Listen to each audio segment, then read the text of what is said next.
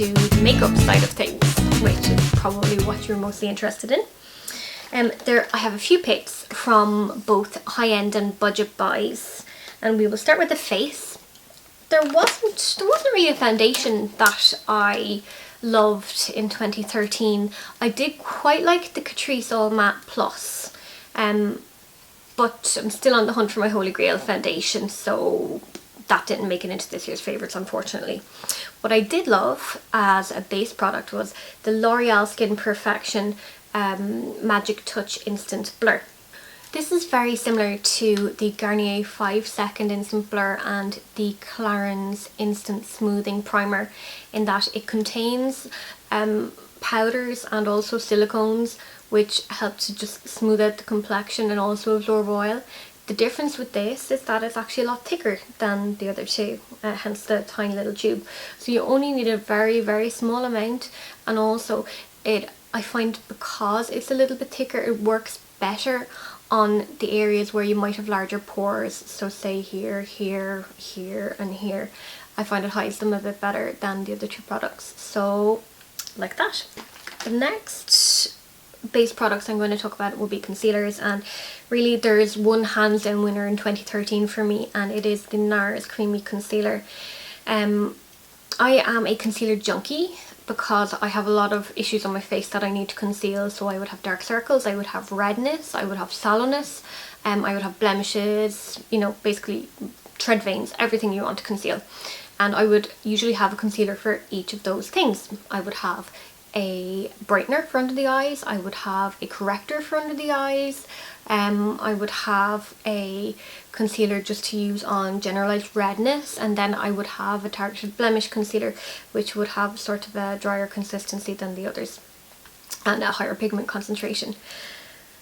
This has pretty much replaced all of those. It can sort out dark circles, it can cover redness, it can cover blemishes. It is incredible. The pigmentation in this is unbelievable, and I just can't get over how a liquid concealer can do all of those things. So it's amazing, just buy it. If you can't get to an NARS counter, or your budget can't really stretch to it, highly commendable is the Catrice Camouflage Cream. This one is only about €5 from Catrice stands, and it's very highly pigmented, so it will cover pretty much anything you want to cover. The only thing I don't like about it is it feels a little greasy, and I have oily skin, so that doesn't work well for me and my skin. As for also general face products, I fell for the hype. Yes, I did, big time. It is the Hourglass Ambient Lighting Palette. It imperceptibly improves your skin. This has 3 different colours: dim light, which is really good as just a general sort of an airbrush effect, incandescent light, which is a great gentle highlighter, and radiant light, which is a lovely sort of a bronzing colour to use on your contour areas. And if I had a day where I just had to put on a base and go, I would apply my foundation and concealer and then use this over it and still look incredible. I don't know about you, but for me 2013 was the year of the lip. Don't get me wrong, I was still nail obsessed, but I found that both high-end and budget brands brought out such really good lip products that I was just buying more lipstick, more. And I was never really a lip girl before that. So some of my favourites from 2013, the standout, hands down winner of lipsticks for 2013 was the Urban Decay Revolution lipsticks. These are just incredible. They have a great moisturising formula which is semi-long wearing. You pack huge amounts of pigment and they're just gorgeous. Like, look at that packaging. I found my perfect red. This is F-Bomb, and they're just gorgeous. Buy them, that's all I can say. I reviewed them on the blog, so I'll leave the link below. Budget brands did very well with lip products this year too, and my favourites would have to be Rimmel Apocalypse.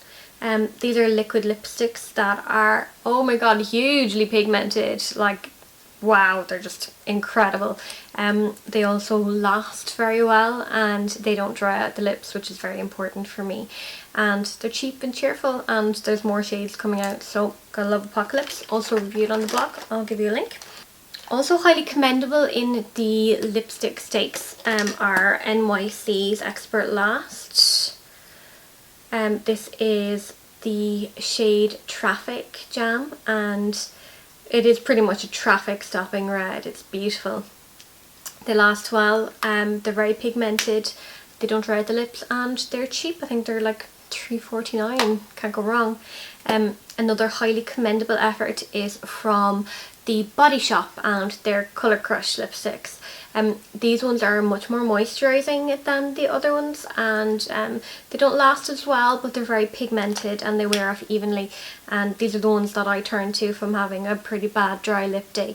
I also managed to find my perfect nude from this range, so it's not this one obviously, it's actually in my bag downstairs. I carry it with me everywhere I go. So yeah, they were great. Going back to nails, you know, nails are still a pretty big thing at the moment, and my favourite nail polish of 2013, probably going to hate me for this and I'm really sorry, but it has to be Chanel Taboo. This colour is just mesmerising. It shifts from purple to pinky red to yellow and silver glitter and blue, and oh, it's just beautiful. So that's my favourite nail polish singular. I do have a favourite nail polish range, and I feel guilty for mentioning such a high-end nail polish.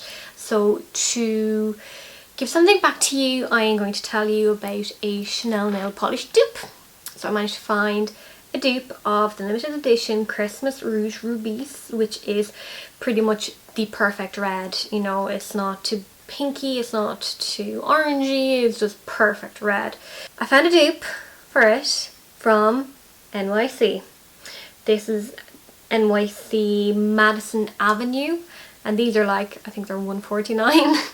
So yes, I am annoyed at myself for spending €25 on this when I already had one for $1.49 in my collection. But even though I have one favourite nail polish shade from 2013, I actually also have a different favourite nail polish range.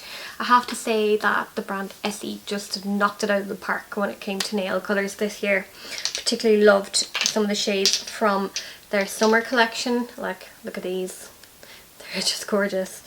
And the Luxe Effects were incredible too, and they had some lovely ones in their autumn, and all of their collections were just amazing. So Essie wins it for Nail Brand of the Year, whereas Chanel Taboo wins it for Nail Colour of the Year. And last but not least, we go to eyes. And obviously there is the big elephant in the room, which is the Urban Decay Naked Tree palette. And I could easily say that that was my favourite palette of the year. But in actual fact, when I think about it, the Laura Mercier Artist's Eye Palette is actually kind of better.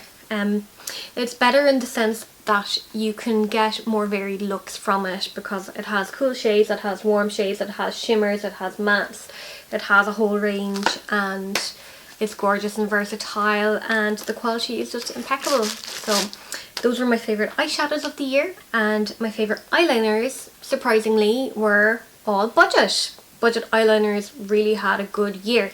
So there's obviously the Rimmel Scandaleyes that I've gone through about 10 of. The perfect blackest black, very similar to Urban Decay Perversion, and it won't budge. And for liquid liners, the Collection Extreme 24-hour felt tip liners are just incredible, and they're so cheap. I think they're like about €4. So with felt tip liners that dry out, why would you spend any more if you can get good pigmentation out of a budget one?